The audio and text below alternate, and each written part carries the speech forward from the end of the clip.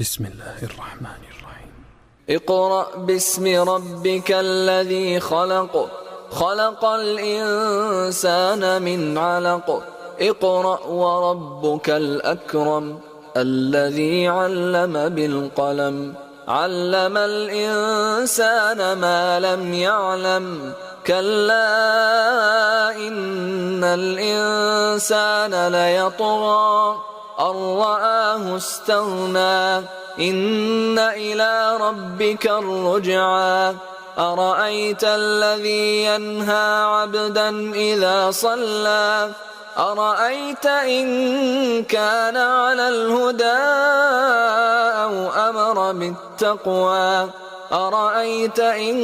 كذب وتولى ألم يعلم بأن الله يرى كلا لئن لم